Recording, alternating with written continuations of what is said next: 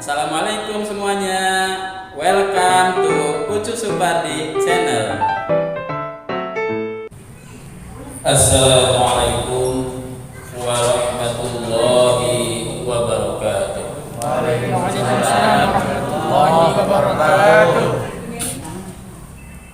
Alhamdulillahirabbil alamin wal 'aqibatu lil muttaqin wala 'udwana illa 'alal zalimin.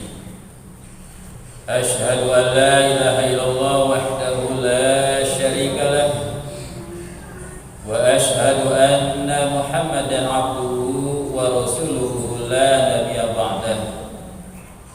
Allahumma sholli ala Muhammadin wa ala alihi wa sahbihi ajma'in, amma ba'du. Ya ayyuhalladzina amanu taqullaha haqqa tuqatih wa la tamutunna illa wa antum muslimun. Bapak-bapak, ibu-ibu hadirin jamaah majelis taklim Masjid Abdurrahman bin Auf yang dimuliakan Allah Subhanahu wa taala. Alhamdulillah, marilah kita bersyukur kepada Allah Subhanahu wa taala yang selalu melimpahkan nikmat karunia barokah yang serba banyak kepada kita, terutama nikmat iman, nikmat Islam, nikmat sehat, dan juga nikmat panjang umur, sehingga kita bisa melaksanakan berbagai aktivitas ibadah kepada Allah Subhanahu wa taala, dan mudah-mudahan semua ibadah yang kita lakukan semuanya dicatat sebagai amal soleh, diterima oleh Allah Subhanahu wa taala. Amin ya rabbal alamin. Salawat serta salam mudah-mudahan Allah limpahkan, Allah curahkan kepada panutan kita Nabi Muhammad SAW, juga kepada para keluarganya, kepada para sahabatnya, dan kepada seluruh umatnya, termasuk kita yang hadir di masjid ini. Amin ya rabbal alamin. Hadirin rahimakumullah, ada cerita yang menarik yang mudah-mudahan dari cerita ini kita bisa mengambil hikmah atau ibrah atau pelajaran bagi kehidupan kita. Ada pesta emas. Pesta emas itu biasanya syukuran yang ke-50 tahun. Nah, jadi ada pesta emas, pernikahan antara seorang kakek dan nenek, karena sudah jadi kakek dan nenek ya, sudah 50 tahun berumah tangga, jadi sudah punya cucu banyak.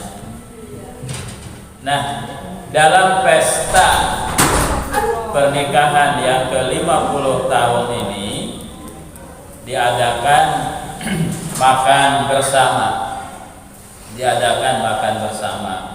Diundang saudara-saudara, karib kerabat, keluarga besar lah, diundang semuanya.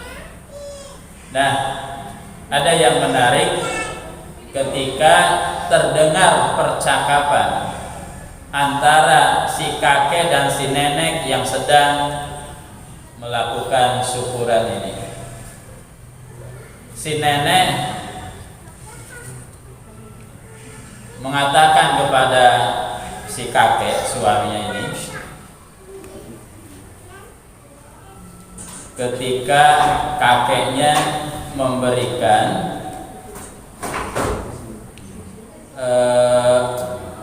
kepala seekor ikan. Jadi di depannya itu ada hidangan masakan ikan gitu ya. Nah, oleh si kakek, oleh si suami ini, kepalanya diberikan kepada istrinya, kepada si nenek ini. Kemudian istrinya mengatakan, suamiku, dari dulu aku menerima lamaranmu, dan aku siap hidup sengsara bersamamu, karena aku tahu saat itu kamu hidup masih belum mapan, tapi saya mau menerima lamaranmu.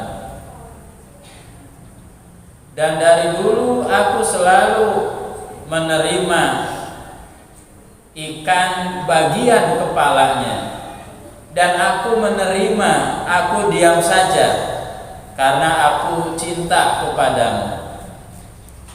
Tetapi saat ini sudah 50 tahun pernikahan, kamu belum juga berubah, selalu memberikan kepala ikan ini. Padahal sebenarnya aku tidak suka dengan ikan ini, aku lebih suka daging ikannya, kata si istri, ya, si neneknya ini. Nah, mendengar ucapan dari istrinya, dari si nenek ini, kakeknya mengatakan, wahai istriku, 50 tahun aku berkorban untukmu. Aku selalu memberikan kepala ikan untukmu, karena aku sangat cinta kepadamu. Padahal sebenarnya aku lebih suka makan kepala ikan daripada daging ikan yang penuh dengan duri ini.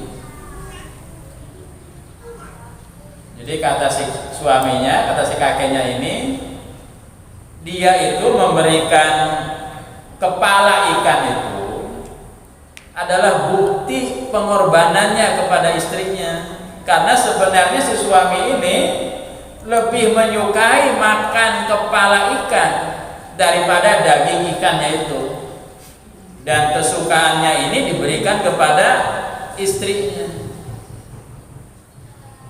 Tapi istrinya karena belum tahu, karena tidak pernah curhat seperti ini, menyangka bahwa suaminya ini tegaan. Kenapa selalu diberi kepala ikan?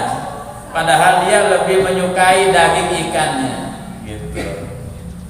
Jadi si istri lebih senang daging ikannya, tapi diberikan kepalanya. Si suami lebih senang kepalanya, tapi kepalanya ini diberikan kepada istrinya. Nah, ini cerita yang menarik dari sepasang suami istri yang sudah 50 tahun berkeluarga, berumah tangga, dan baru curhat saat itu terdengar percakapannya. Jadi ceritanya seperti itu. Apa pelajaran yang bisa kita ambil dari cerita ini? Hadirin rahimakumullah, kadang kita sering muncul prasangka, suka muncul prasangka, penilaian kita terhadap orang lain. Sebenarnya prasangka ini ada dua, ada prasangka baik yang dikenal dengan husnudzon, ada juga prasangka buruk yang dikenal dengan suudzon. Tetapi kebanyakan dalam kehidupan bermasyarakat lebih banyak suudzonnya, lebih banyak berprasangka buruknya.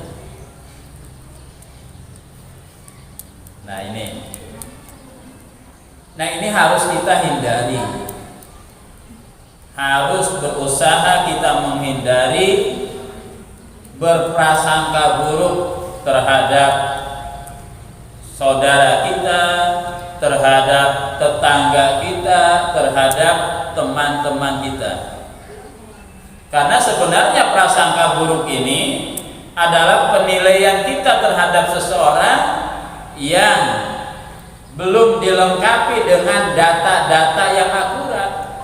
Ini kan hanya perkiraan saja, hanya dugaan.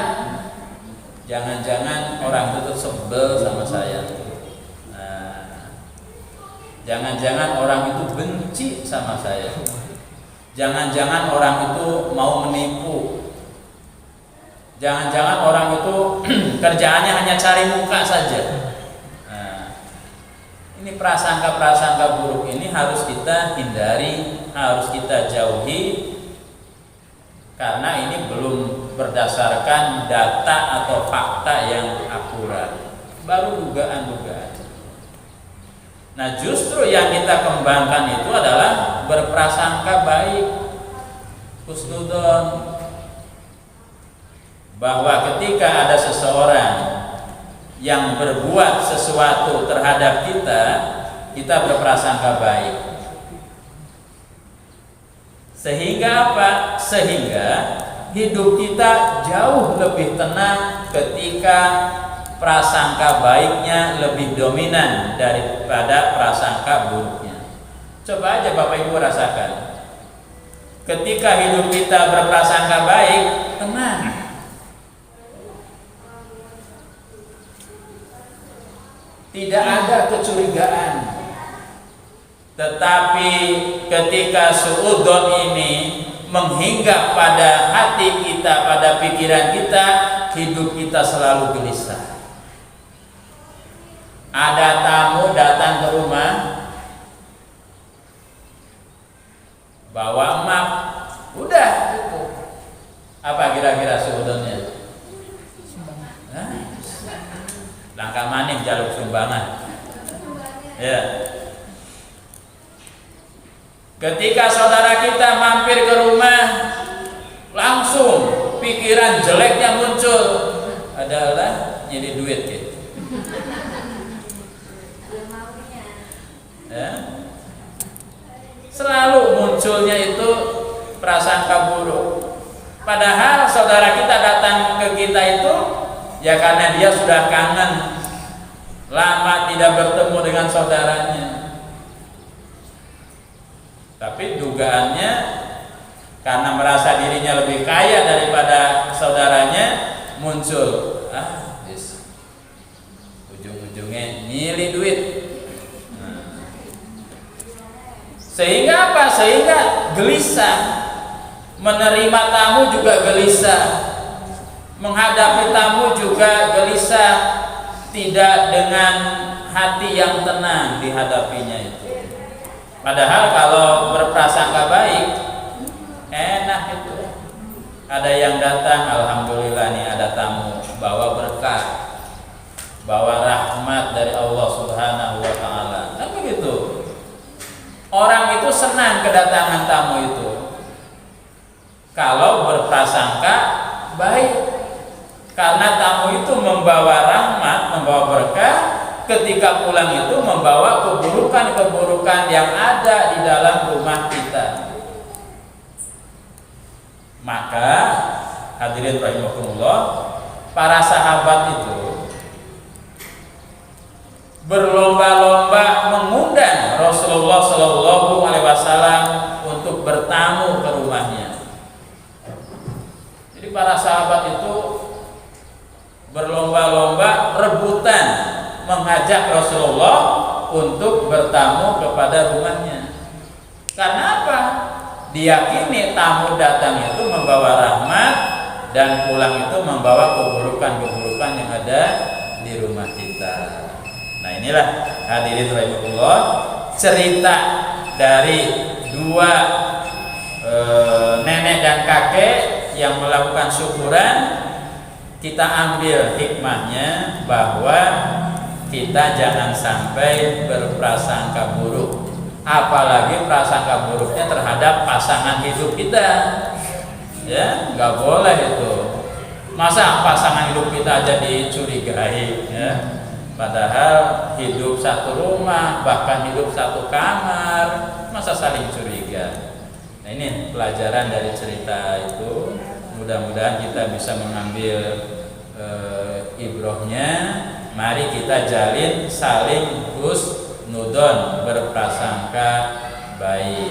Insya Allah dengan berprasangka baik, hidup kita akan lebih tenang.